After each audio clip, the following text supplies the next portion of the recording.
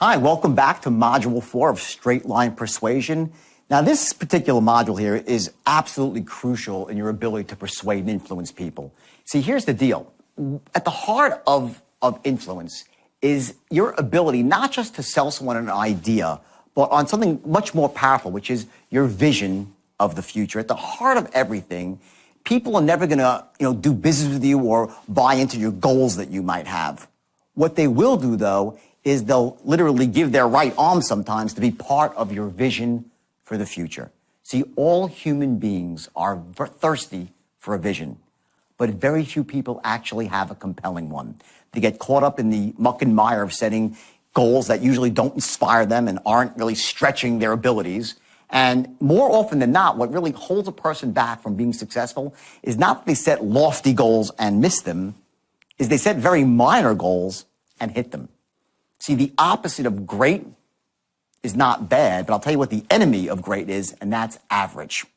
So you're going to learn here very important things about creating a vision for your future, about how to do that. And I don't mean just, a vision inside your head. I'm talking about how you actually see yourself and your family, the people you love and care about, how you see yourself in society, how the moves you make on a day-by-day basis will impact everybody around you and improve the quality of life, not just for those in your immediate circle of influence, but from people that go 3 and 4 levels down. It's like ripples on a pond. You throw the rock in the pond, you see a couple of ripples, and they spread out, and they spread out, and they spread out. When you have a compelling vision, that's precisely what happens.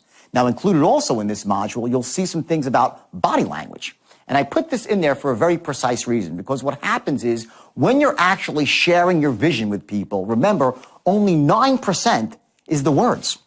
The other cues, as we talked about before, are tonality and, of course, body language. How you make eye contact, how you hold your body, those physiological unconscious triggers that you create in somebody else by the way you look, by the way you sound, and you give off that unconscious understanding that you're a person of influence, that you're a force to be reckoned with, that you're almost a tour de force in your own life. And when you get to that spot, and you'll get there at the end of this module, you're going to find that force inside you I spoke about, and it's waking up more and more. And you're going to go out there afterwards with a newfound confidence and an ability not just to be a goal setter, but to be a visionary. And once you get to that spot, influencing those around you becomes really, really easy. So enjoy the module, take notes in your action book, and remember that what you're doing right now is going to translate into the real world, not in a minor way, but a major way.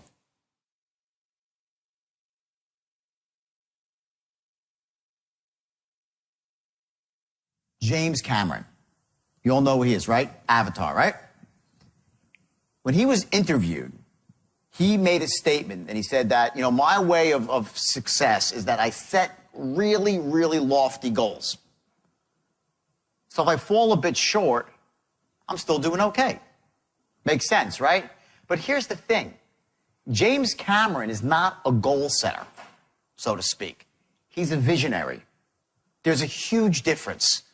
The biggest difference I see with people that really succeed in life are the ones that have something that beyond the goal. It's their vision for the future. There's an entirely different level of commitment when you're a visionary.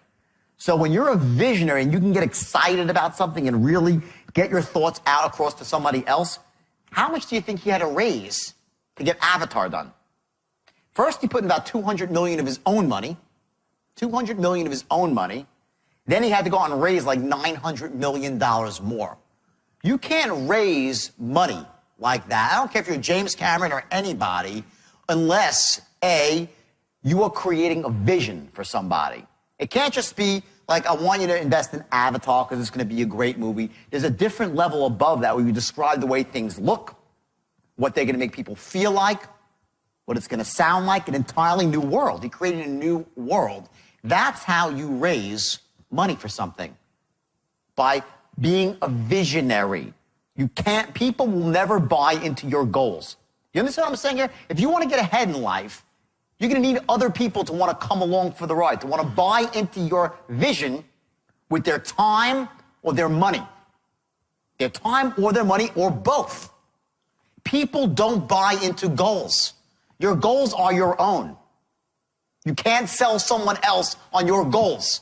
But everybody is thirsty for a vision. people will buy into your vision because they don't have their own. Most people do not have a vision. They go around, and we were taught because this great tape came out in like 1959 called The Strangest Secret by a man named Earl Nightingale, and it was powerful. Anyone here listen to The Strangest Secret? I suggest you do. It's very old, and a lot of it's outdated because what's happened is the language, we're going to get into language a bit later when we go to language patterns. The language has lost its power. What The Strangest Secret really talks about is setting goals, and that you are what you think about. You become what you think about. And by setting a goal, you're essentially activating your conscious mind to focus on a certain outcome. Because of that, you will take actions to move in the direction of that outcome. Does that make sense? Yes or yes? Okay, so what happens is you set your goals and you move towards them, right? The problem is that 40 years ago, it's almost 50 years ago now, we become a society where the word goal is like a buzzword for failure. I'm goal-oriented. What the hell does that mean? Everybody and their grandma has a goal, and they're mostly full of crap. Goals are discarded. I set a goal, I discard it. I set a goal, I discard it. I'm going to tell you to set goals, but what I want you to do, what I implore you to do, is you have to have something on top of your goal, which is your vision for the future. And that goes far beyond what your goals are. You're going to have goals that are stepping stones along the way. That's all your goals are. Your vision is where you live. It's what you must have. The least powerful word, the most disempowering word in the English language is this. This is the word of losers. You ready for it? I'm going to give it to you. It is the stupidest word in the entire English language. You want to know what the word is? Very simple. Should. It's the dumbest, most ridiculous, most disempowering word in your vocabulary. Tell me what you should do. What should you do? It's a word, well, I really should do this. I really should. It's crap. If you want to succeed in life, and this word is attached to any goal you have or any action you should take, it is worthless and self-defeating. Knock this word out of your vocabulary. What's the word? Who knows the word? Anyone know? Will or must. I will, I must. Those are words that will allow you to move forward in the face of fear, in the face of seemingly insurmountable obstacles. Will and must. The point is this. The words that you say to yourself every single day are what dictates your actions. Bottom line. You have to set a goal, but on top of the goal is got to be something infinitely more powerful and personal to you. And that's your vision for your own future, how you see your life going, how you see yourself living, your family, your children, your parents. Can't rely on the government. God knows we can't, right? To take care of our families or ourselves. Social Security is nearly bankrupt. And whatever they do give you, I got my social, I'm sad to say, but I'm older, but I actually got something. Maybe you get this too when you're younger. I got a thing saying what I'm going to get at the age of 65. It was scary. Like $1,100. It's enough to pay for my diapers when I'm in a nursing home. Okay? That's what's going to happen if you don't take control of your life. Do you know that at the age of 25, this is something from The Strangest Secret, they polled 100 men, and of those 100 men, they said, how many of you want to be rich? And all 100, I all want to be rich, right? But at the age of 65, only 1 is rich, 4 are financially independent, and the rest are broke. What is it that causes a person to give up on all their hopes and dreams between the age of 25 and 65, so most of them live a disempowered life and act like creatures of circus? So what is that? What's that X factor that ignites people like you sitting in a room to really want to live your life at the highest level? I'll tell you what it is. It's not the goals you set. See, Earl Nightingale said it was goals, and back then it was true, because back then the word goals meant something different than it means today. Right now, goals are buzzwords for failure. You set a goal, didn't work. My goal is to lose weight, didn't lose weight. Next goal, my goal is to lose more weight, next goal. My goal is to get in shape, next. We don't take them seriously. a vision that relates to you, your family, how you see yourself from the outside. That's called dissociated. Write that down. Dissociated. How you see yourself in your own mind when you make a picture in your own mind. That's your vision of how you see yourself living. And then you step into that vision and you associate in, A-S-S, associate, to give yourself the feeling, let the feeling wash over you about how you see yourself in the future. That sits on top of your goal. This is your star on top of your goals. Your goals are here, beneath your vision. They're stopping points along the way. Sometimes you're going to hit them, sometimes you're not. The mistake people make when they set goals is they invest their happiness in the outcome. They set a goal, say, I got to get to $150,000 in commission this year, and I'm going to work my ass off until I do. And until then, I'm not going to allow myself to feel happy. That's a recipe for disaster and a recipe for failure. You set a goal and you detach yourself from the outcome. It doesn't matter whether you achieve a goal or don't achieve a goal. Of course, you want to. Your goal for the goal is to achieve the goal, right? But your happiness is not dependent on the outcome. Or else you're going to sit there and say, I'll be happy when I get there. How many people have set a goal, achieved it, and said, is that all there is? I have. I know lots of people have. If your whole outcome in your mind is dependent on achieving the goal, you're going to live a very, very empty, unhappy life. Waiting for these little blips in time when you actually hit a goal, and you're like, all right, the goal's now, what do I do now? What's next? Okay, I can get the boat, got the boat, what do I do now? I need a bigger boat. My problem when I was 25 years old is I really didn't have any meaning to what I was doing, the meaning of it all, my why. I didn't really know my why. Okay, I was making money hand over fist, rolling in it. So I said, well, the first thing I did was what? I made $650,000 in one stock trade. The first thing I did was not buy a house. I bought a white Ferrari Testarossa. Why? Because Don Johnson was driving one in Miami Vice. I had to have it. The next thing I did, I went out to the West Coast and I checked into the Regent Beverly Wilshire Hotel.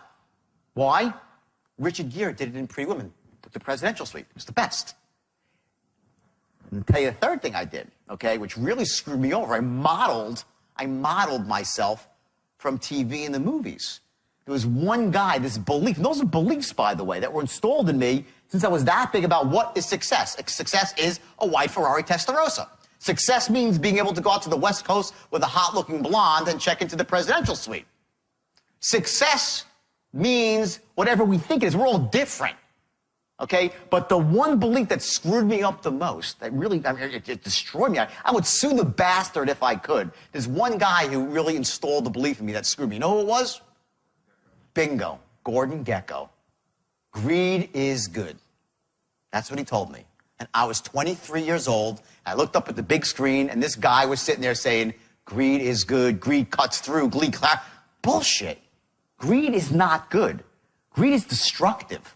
Greed doesn't cut through and clarify anything. It's ambition that's good. It's passion that cuts through and clarifies. Hard work.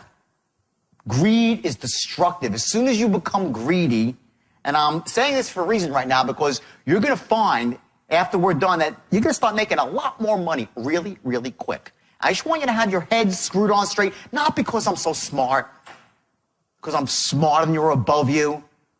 I just have been through a lot of pain in my life, and I made a lot of mistakes by having a gift to close and to teach others to close. And I thought it was all about making as much as you can, as fast as you can, and my ethics went flying out the window. And I lost that and paid the price. Greed's not good. It's ambition that's good. It's ambition that clarifies. And you will see on those lines, using the things that you have learning here this morning so far, especially this afternoon, we're going to get really specific on tactics and on strategy of how to close. And then we're going to hammer it home tomorrow. You're going to find that your commissions are going to soar. And if you're managing other people, it's going to be like turning a key to get them to perform too. That's how powerful it is. But if you go out and it's just about money and try to send it in as quick as you can, it's going to end badly for you. I don't want you to go down the road that I went through and have to make this whole transition where I had to go away from my family, come out, write a couple of wild books about it, and somehow they're making a movie now and Leonardo DiCaprio is playing me. Leo DiCaprio is playing me in a movie coming out next year. He's the wolf. And like, everyone's like, wow, Leo's playing you. And I'm like, yeah, I'm sort of honored. I wish it was for curing cancer. It's not like, he's playing me, and it's sort of like it's good. And hey, my life has meaning on many levels, as a cautionary tale and as a motivation story.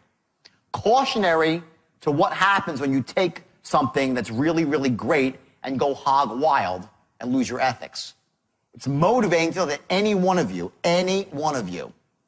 with a little bit of training can become fabulously wealthy. Fabulously wealthy. As long as you're willing to do the work and follow the system. Because everything we do from this point forward is going to feed into these three things. What are they? What's number one? We'll do sharp first. Second is what? Enthusiastic as hell. And three, force to be reckoned with. An expert. You're a force of nature. A tour de force. These three things, everything that we do is going to feed these three things. And here's another one. We're going to have to make the following cases. Write this down. This is the key to selling. These three things have to be accomplished before you can close anybody. Number one, they have to love your product. Write that down. They have to, number one, love your product.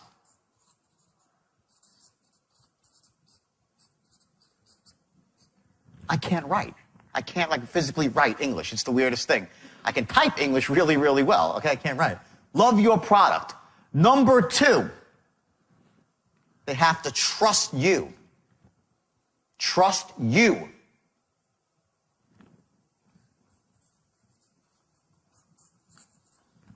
And number three, they have to trust your company.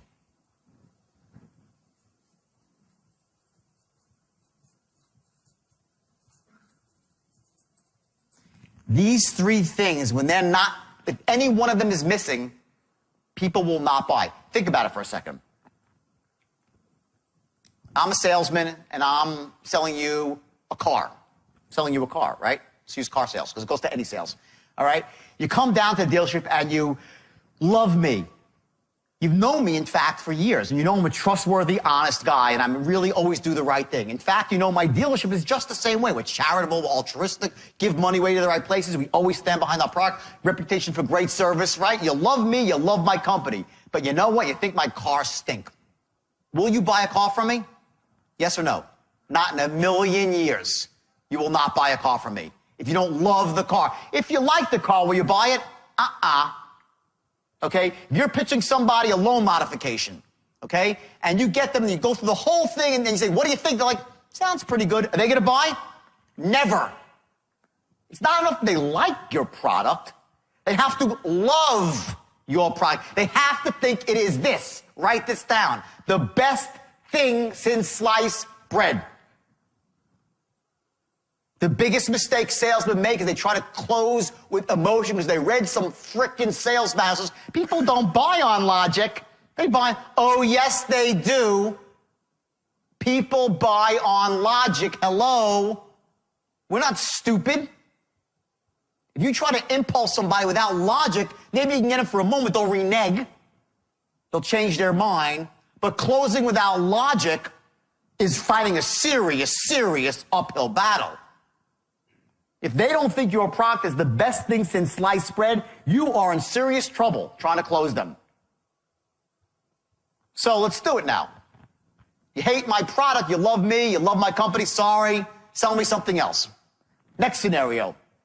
You love the car, you've always wanted this car, and you love me. I'm a great person, I'm trustworthy, I'm honest, I'm altruistic, treat my friends well, have a good heart. But my company's shady, and you just know, because you've heard from everybody around town, that they ain't going to do the right thing. Will you buy from me? You'll say, can you go work in another company? Yes or yes, right? They still won't buy. Likewise, You're a consumer. You walk into a dealership, and I had this very experience less than 90 days ago. I walked into a Porsche dealership, and I just had a bug up my ass. I wanted to buy the Porsche Panamera. I wanted this car. I was going to buy this car. It's a four-door Porsche, $105,000, and it's gorgeous. I was going to buy this car. And I walked in, my girlfriend and I, we walked in as like buyer stamped on my forehead. Any salesman worth this would have said, this guy, I said, show me a pen. I would have signed my name. That's how hot I was for the car. So I go in there, and this bastard wouldn't sell me a car.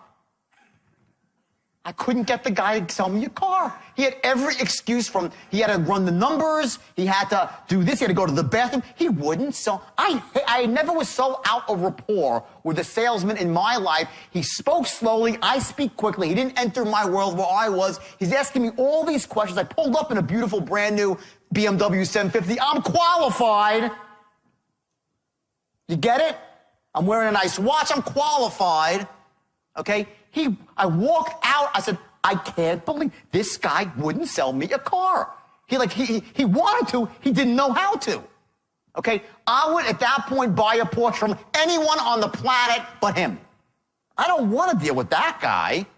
Okay? He makes me feel like crap. I walked in a positive state, and I walked away in a negative emotional state. Because the state that you're in, does it impact the state of the people around? Yes or no? It does. Your state impacts the state of all those around you. So I walked out of the Porsche dealership, like scratching my head, like, can you believe this guy didn't sell us a Porsche? Now, I never bought the Porsche because the novelty wore off, and boom, I was out of the market. Next place I went to was a Range Rover. They said, let's get a Range Rover instead. Screw the Porsche, right? We go to a Range Rover dealership, okay? I sit down. This guy is a smoothie. He's like 52 years old, smooth car salesman. He blew the sale, too. I was going to buy a Range Rover. I was like, let's get a Range Rover. I walk in there, and we start sitting down. He's, hey, how you doing? All great. Everything's pretty good, right? We start talking, okay? I look at my watch once because I'm in a rush. Did he notice? No. Okay?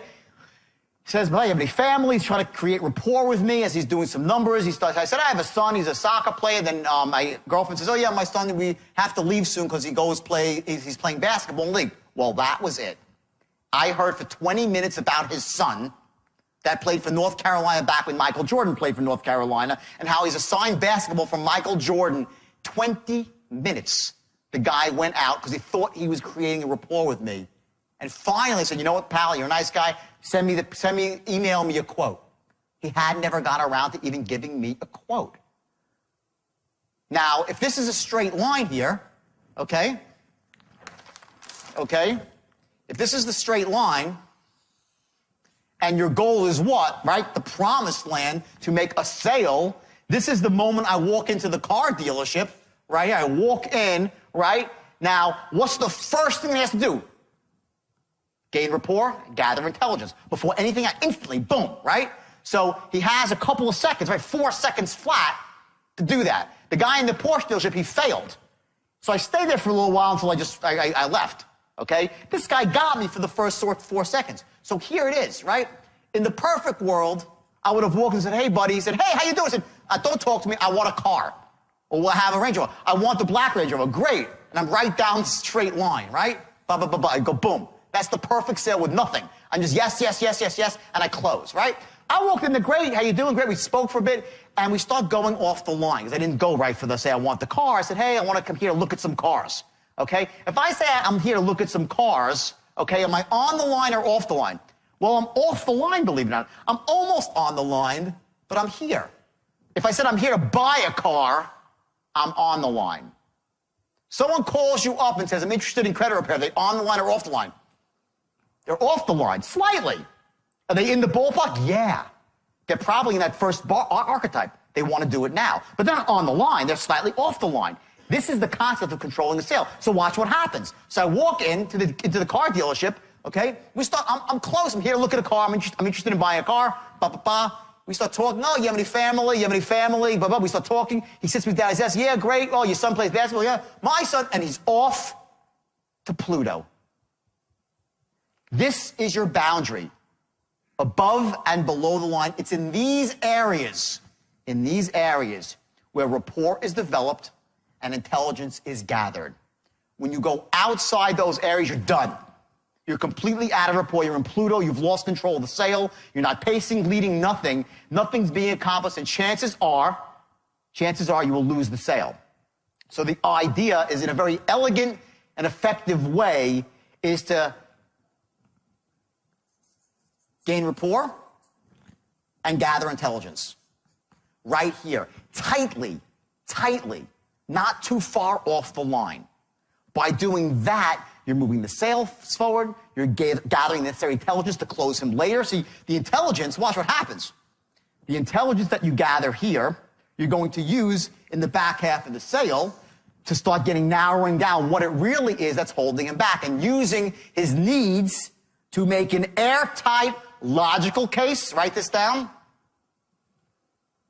and make an airtight emotional case, both. Airtight logical case, airtight emotional case, as to why he should be buying when? Now. It's not enough that he should buy now. This is goal-oriented selling. There's no 10% rapport or 30% rapport. It's all about rapport, and it's all about gathering intelligence every step of the way. Every word is deliberate. Every tonal pattern you run is deliberate to elicit a certain emotion, and each one brings them along the line. And if at any point along the line you realize that A, they can't afford it, so to buy it would put them in a bad position, you stop and don't force the sale. You don't force the sale if they should not buy. Because what will happen is when you get into rapport with these people and you run a couple of language patterns, they'll say yes and do it, and they won't even know why. Have you ever been, one of the things you're going to find when you finish this training here, you're going to start seeing people trying to manipulate you. When you go to buy stuff, you'll start saying, oh shit, now I know why I bought that stuff. You were straight line without even realizing it. Now maybe they didn't call it the straight line, someone ran a pattern on you and broke a couple of your core beliefs and made a case to buy now, and boom, you did it, and you're like, why the hell did I buy that? Who's ever bought something after you're like, why did I buy that? Okay, that's why. Someone ran a language pattern on you that interrupted your logic center for a second. They made an airtight logical case, airtight emotional case, why you should buy now. They asked for the order, bam, you were in rapport, you did it. That's how we work. That's how we make our decisions. We run movies in our head. To every decision, we say, decision, okay, should I buy? I run the movie in a split second of what it's going to be like and what I'll feel like after the purchase. How will I feel owning this product and using it? How will it make me feel?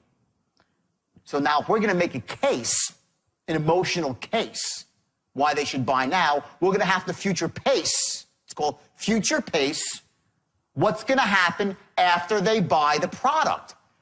You're going to, using words and tonal patterns, you're going to create a picture of what it's going to be like and how great they're going to feel using your product and being known as a person who makes smart decisions.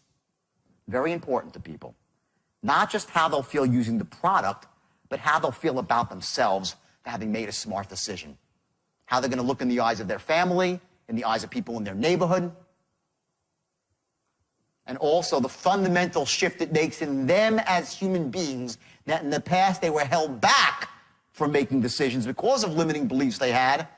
That power that they get now for making a good decision is awesome. And all that comes along the straight line. So back to this page before, or maybe it's 2 pages before, okay? What are the 3 things, okay? Number 1, they have to love your product. Logical case. This is the logical case. They must love your product. It's the best thing out there. Will they buy it? No. They love it. 2, they must trust you. And in trust comes a couple other things. They must like you. They must trust you. And also, extremely important, they must know that you what? Care. Now, how do you say it? I really care? You can't say that. But you can imply it with your tone. And it's so powerful that you'll be such tight rapport, they'll be hanging on your every word. That's the level you have to get to close everyone who's closable. I heard a story today. Someone told me, yeah, I hired this woman for my company, and she went out and she broke all the records in the first 2 weeks, and we thought she was blind. You know what? Did we taped her? No, she's just great. I'm like, well, how good does she sound? She sounds awesome. Oh, no, duh. She sounds awesome. Why do you think they're all buying from her? She sounds... I didn't say she is awesome. There's a difference. I didn't say she is awesome. What I said is she what? She sounds awesome. There's a difference. Sounds often, her tone, how the words flow out of her mouth like elegant pearls. They come out of her mouth. I went down to Wall Street. I was the sharpest salesman I had seen. I was 22, and I knew I had a talent to sell. I owned a meat company. I went door to door selling meat and seafood, knocking on doors, made a fortune. When I was 22, built a company with 26 trucks on the road, 26 trucks. I came up with an early version of the straight line and was training people that were almost like crack addicts. They were like the worst, the bottom of the barrel, and they became master closers because crack addicts can sell really well when you get them motivated. The problem is when they crash, they disappear with the meat. Now, I was a young kid. I didn't know what I was doing. I thought I was making a fortune. I went out and bought myself a beautiful Porsche. I thought I had it made. I thought I was a millionaire. I was out of business like that. Like overnight, like all of a sudden, where'd the money go? Yeah, anyone who's in business knows this early experience. When you first go into business, I know Michael knows it very well. Okay, you make all these mistakes, so you think you don't realize about cash flow and receivables, and you grow on credit, and you make all these mistakes that new business owners make. I made them all. I was out of business. So I heard about some guy who was making like $1 million a year as a stockbroker, and he was not that sharp. I was like, wait a second. If this guy can make $1 million, I can make $100 million. Well, I was right. And I went down to Wall Street, and the first day I walked into a Wall Street boardroom, boom, I was blown away. The mighty roar of the boardroom, I was just absolutely blown away. And they sat me next to a guy named Mark Hanna. And the guy was so smooth. His voice was as smooth as silk. And I learned something that instant I sat down next to him. I heard him pitch on the phone, and it didn't matter what he said. He was ripping people's eyeballs out, which I do not suggest you do. He was ripping their eyeballs out. And this was a big firm. It was hard selling, hard. It was basically, I was notorious for saying either they buy or they die.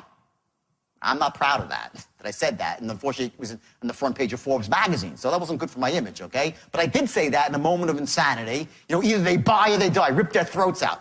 Not good stuff. But that's what I had seen in this brokerage firm, LF Rothschild, and it's also what I heard Gordon Gekko say. Rip their throats out and suck their skulls, right? I was influenced by what I'd seen, and I was off course. My point is this. He was ripping people's eyeballs out, and he sounded like he was apologizing at the same time.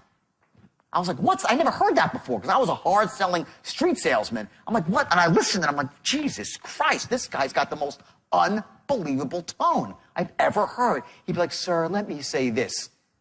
And I'm like, I'm like, wow. He'd say, sir, I want to be an asset. He had this way of really, and he'd say, pick up 10,000. And the people were like, okay, Mark, I want to be an asset to you and your family. His tonality had this sort of like this velvety smoothness that he'd be like apologizing you for asking for your money. You're sending him, you love the guy, and he lost everyone millions. Okay? And I was like, Jesus, I said, there really is something to this tonality. And I added tonality to my arsenal. I never really had focused in on it before. I had focused in more on structure. And I added tonality to the mix of it all. Later on, I opened up my own company. About 1.5 years later, after the market crashed shortly thereafter, and I had an opportunity to open up my own firm, and I did it. And in the beginning, I didn't really have the straight line. I didn't have the straight line. But I knew all this stuff, and it was kind of in my own brain floating around, but without a system. See, it comes down to a system, okay? And without a system, you can never rise to the highest level. You need a system. I had all this great information, all the stuff I'm teaching you about, loving the product, I knew all that. I knew about tonality too. I knew about limiting buying lists. I even knew that. I had it all there, but it wasn't a system. So what happens is when you don't have a system, I could teach someone, and if they have talent, they take to it. But since it's not a system, if I teach you when it's not a natural, they can't take to it. You get it? It's hard to teach somebody when it's not a turnkey system. I want everyone for 1 second, this is a very powerful exercise. I want you right now to think, okay, close your eyes for a second. Everyone close your eyes. I want you to think of the best restaurant that that you've ever been to or you've thought about going to. Close your eyes, really get into this, insert yourself into this dream. The best restaurant in the world with such food that you love, an ambiance that's fabulous. It could be anywhere in the world. It could be French food. Imagine the smell, if it's French food or Italian food, the smell of roasted garlic. A beautiful candlelit room with someone that you love and you care about, enjoying the greatest day, maybe your anniversary or Valentine's Day, or someone that you love their birthday. And think of that restaurant, and think of the name of that restaurant. And I want you to think about the sign, on a sign. Put the name of that restaurant on a sign. And now open your eyes. Raise your hand if you thought of McDonald's. No, not a soul thought of McDonald's, right? One guy in the back, there's my man, thought of McDonald's, okay. Okay, McDonald's is the most successful restaurant in the world. The food stinks compared to what you're thinking about, like Le Cirque. It's good fast food. The ambiance, it's clean, but is it beautiful? No.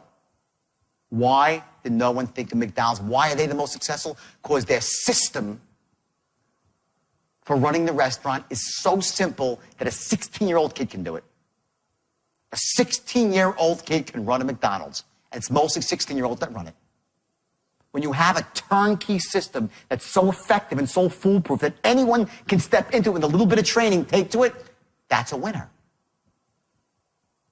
When I turned the straight line philosophy, it was called the straight line method in the beginning, I turned it into a system. Everybody, and I mean everybody, succeeded. Men, women, even people with accents. Oh, that's the one tough thing to overcome. If somebody has a thick accent, very difficult, especially on the phone. But that aside, anyone could succeed with it. And I had people that were 17 years old. I had one kid I told you was 18, his biggest year, he made $7 million. $7 million. I think he got a GED from high school. And he was working in a pool. He was a great pool player. He worked in a pool. He was hustling people playing pool. I had a kid named Bobby Koch who worked with me. He was an Irish kid. He had a big, beefy head, this kid. Big, giant eyeballs, right? And this kid was as dumb as a box of rocks. He was really, I'm telling you, he had an IQ just north of Forrest Gump on 3 hits of acid. That was Bobby Koch, okay? Bobby Koch came to me with all the desire in the world. All the desire in the world. His New York accent was so thick, it was like sludge coming off the words. Bobby Koch had never read the Wall Street Journal in his life, and if he tried to read it, he wouldn't know what it meant. He just wanted to be rich, and he believed in me, and he believed in the place he was working, which was Stratton in the early days, when you could walk in and you were like, oh my God, the wealth was dripping off the walls. So Bobby sat down behind a desk, one of the first 25 people that was in the firm, and I trained him like we're doing here every day. Just imagine this every day for 2 years. With tonality and structure. You have to learn the looping of the straight line. Just imagine all that for years. Bobby was one of the only people that didn't take to the system. It took him 3-4 months. He was barely getting by. Now, barely getting by was making $150,000 a year at my company. You were considered a piker. 150, you're a piker. No one respect you. But he struggled and he struggled. He went out, finally, and he got speech lessons. I sent him for speech lessons to a guy named Sam Schwat, who was teaching actors how to do dialects, famous speech therapist. And Bobby went out and got speech lessons. He taught himself how to speak correctly. He read the Wall Street Journal every day. And guess what? By year one, at the end, he was making $1 million a year. Bobby Koch became an average year, making $1.3 million to $1.4 million with a vicious coke habit, vicious alcohol habit, a gambling addiction, all the vices. But because the system was so powerful, it didn't matter what. He could roll into work all screwed up, and he still soared. Okay? That's the power of the system. Now, to take it forward, many years later, my firm closed down. And guys like Bobby Koch, they made $1 million, they spent $1.1 million. That was their nature, to spend big and live big, to live the life. He was broke. Well, what do you think happened to Bobby Koch? He became rich again like that because he had the skill set and he had a system that worked. He went out into venture capital and started raising money and became wealthy, started doing deals, made a fortune. He went into, he was selling artwork for a while, and art a thing online or something he was doing. Made a fortune. On and on and on and on. It's the skill set that carries the day.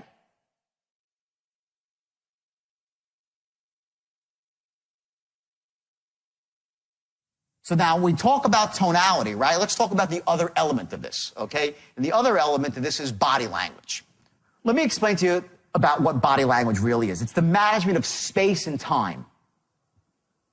Your space around you, the way you move throughout the world when you move into a room, okay? That's body language, okay?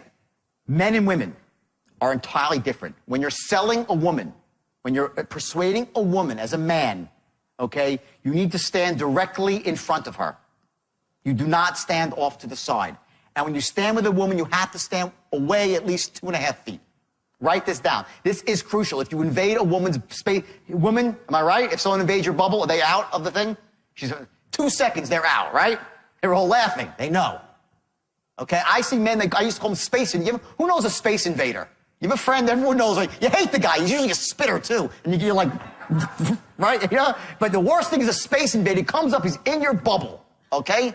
When you're selling a woman, okay, you stay 2.5 feet back and directly in front, not off to the side, because she thinks she wants to see your hands, a woman. This is true. This has been tested clinically. This is not, I'm not making this up. I promise you. It's true. For men, okay, a man on a man, you never stand directly in front of a man and face a man. You stand off to the side. Do not confront a man head on. It's adversarial. Okay, if you're trying to persuade a man, okay, you stand off at an angle. Men always meet at angles, okay? It's uncomfortable for a man to be face-to-face with another man, okay? Number 3, for men, okay, things like pinky rings, very bad. It's been proven that if a salesman puts on a pinky ring, the level drops of closes drops dramatically. Goatees. If they're really well trimmed, they can be okay, but goatees can be a problem. Facial hair. Just letting you know, if you have one, okay? Got one right there. He sells on the phone, right?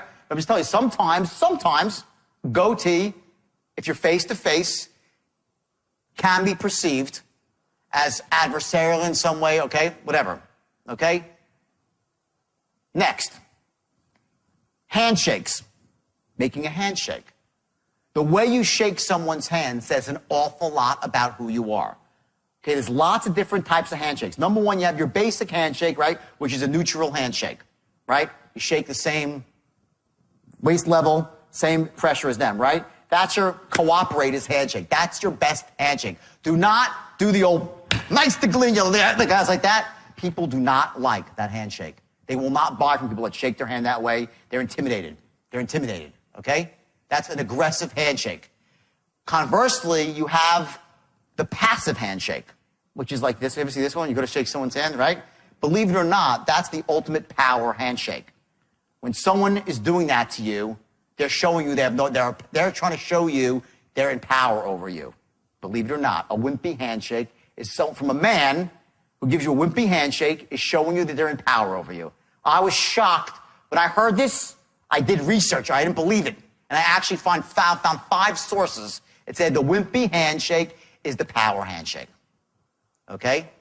So don't go out there trying to be all passive out there with somebody. Think if you shake their hand, they'll think you're non-aggressive and non-threatening. You shake the cooperator's handshake. Okay? Dressing for success. Okay? This is something I mentioned earlier. I went to a seminar with someone who I thought was a wackadoodle, this guy. Okay? But he's also brilliant.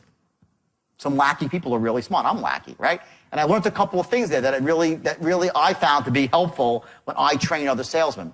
And what he called it was wrapping your package. And I hated this phrase, wrap your package. Stop it, wrap your package. But he meant wrap your package. It means dress your best, okay? It's called wrapping your package. Certain colors. Right now, I am not dressed to close because I'm not trying to close you. This is a training exercise. I'm here to train you. I'm comfortable. I'm casual. I have short sleeves on, okay? In fact, I'm going to take it off. I wore short sleeves because to me it's about comfortability, okay? If I was trying to sell you something, okay, stand up. This man, stand up. Seriously. He went to the same seminar. This is how you dress to close. Suit, slight pink color, all matching. That's a closer's outfit. Now, I know we're not here to close. I want you to understand. Thanks a lot. Thanks. I want you to understand that when you dress that way, what are you doing? What do you say? What did you address here? Let's go backwards for a second. When someone wears a suit like that, what is he saying? Authority figure. How you dress creates a level of whether you're here or here. I don't like wearing suits. I just don't. I'm a jeans and sneakers kind of guy. But I know this. When I get up on a stage to close a lot of people, or if I'm going face-to-face to influence somebody, I'm going to wear a suit, blue, dark color, black, not flashy, gray with pinstripes, not a mob pinstripe suit, solid color, white, pink, solid color tie, clean, handkerchief to the highest level. You don't have to be that guy if it's not congruent with who you are. Don't do it. I'm just telling you, I want you to give you every bit of tools for your arsenal of what really, this stuff works. I hate to say it because I don't like it, but it works. And, I have two philosophies.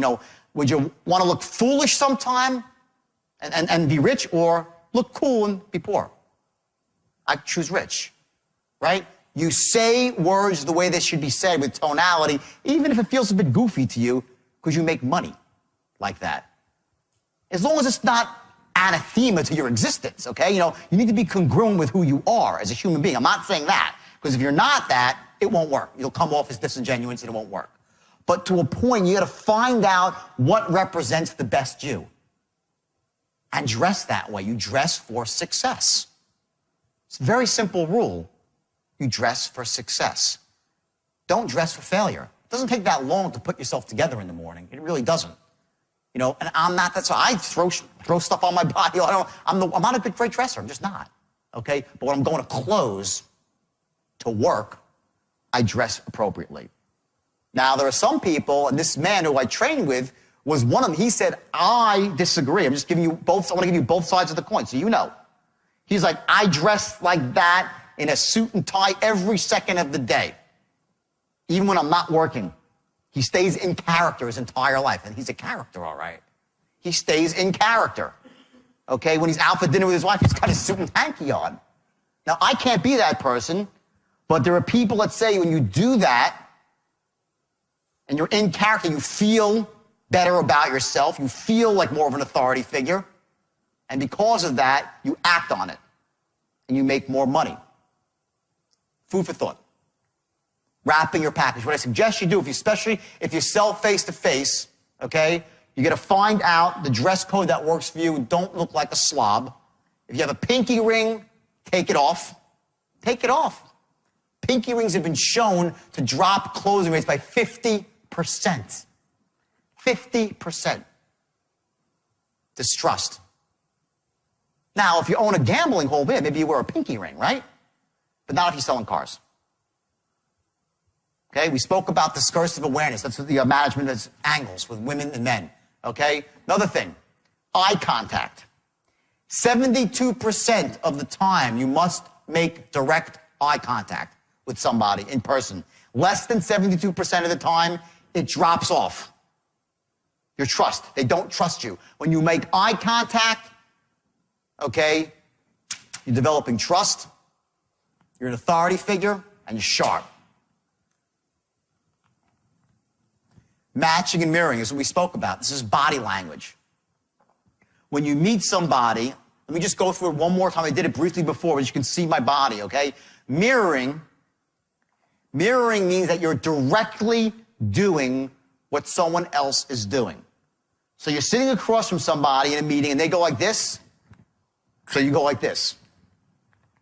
And they look at you, and if they don't catch you, it's powerful because they start to then do this, and you do this. You follow their moves almost as they're doing it. And you get into very, very strong unconscious rapport. I trained with a guy named Dr. Richard Bandler. I don't know if any of you know who he is. He founded neurolinguistic programming, the technology of neurolinguistic programming. Very powerful. The guy's like nuts. He's half nuts, but he's amazingly brilliant. Bandler, B-A-N-D-L-E-R, Richard Bandler. Brilliant guy, and he's wild, and He really is one of the gurus that was behind the entire self-help movement in the 70s and 80s. He's the guy who trained Anthony Robbins, and he trained all this Paul McKenna, this whole group of people that came out of self-help, 70s and 80s. And Bandler did these experiments with people with matching and mirroring. And when you mirror somebody, you get into massive rapport with them. The less offensive way is not to mirror, but to match. And that means when they go sit down on a stool like this, okay, and they, cross their arms, you don't, as they're doing it, cross your arms. You wait a few seconds, jiggle around, then you cross your arms, okay? If someone's sitting with their legs crossed, okay, then you wait a few seconds and you cross your legs and you settle into the same posture that the other person is. This is hugely powerful for gaining rapport in person. Don't underestimate this. It operates in a level you can't quite grasp. It's an unconscious level. Look at the opposite. Just understand. Let's say you walk in someplace and someone's flailing their arms about and they're just out of, you're in a calm state and they're in an opposite state. They're all agitated. How do you feel about that person? Out of rapport, right? You're instantly, you're standoffish, right? Well, just imagine the opposite, about the polar opposite would be someone who moves just like you. Someone who speaks just like you. Someone who vibrates at the precise level and frequency that you do. That's what matching and mirroring is all about. To get into them in their world, to enter at the same level, and to slowly move that level up or down, depending on what part of the presentation or close you're at, to create the appropriate emotion that allows them to make the right decision, which is to buy your product. That's body language. Now, when you're on the phone, you can't do all that stuff. You have to accomplish it all through tonality. And a lot of us sell on the phone. And it's more and more because, we're phone, internet, right? We do stuff on Skype. They can't see your whole body, whatever it might be. Okay, it's going more towards that. So remember that in the absence of physical communication, 9% is going to be your words, and 91% is going to be your tone. Make sense to everybody? Yes or yes? Good? Okay. Sort of create your own personal vision quest. To actually go from the point where you watch something on a DVD and actually internalize it and make it real in your own life. I want you to write it down. I don't want you just to think about it or even visualize it. I want you to feel it. I want you to smell it. I want you to taste it. I want you to be able to touch it. I want this to become so powerful to you that it's going to help you really take that why that we spoke about earlier and make it real in your own life. Now, also important here is to take actions in the real world. You've made some notes in your workbook, your action book, and I want you now to take action specifically. Write down that vision, spend at least 15 minutes clarifying the vision, and once you have this vision written down, I want you to share it with someone else, someone that supports you, someone that you can trust. You go through these modules one by one. You're doing a great job so far, but stick with it. Each one's a building block. It's specifically designed, one on top of the other, to cumulatively get you to a point where you'll be unconsciously confident at straight line persuasion. And when you're there, watch out. The world will be your oyster.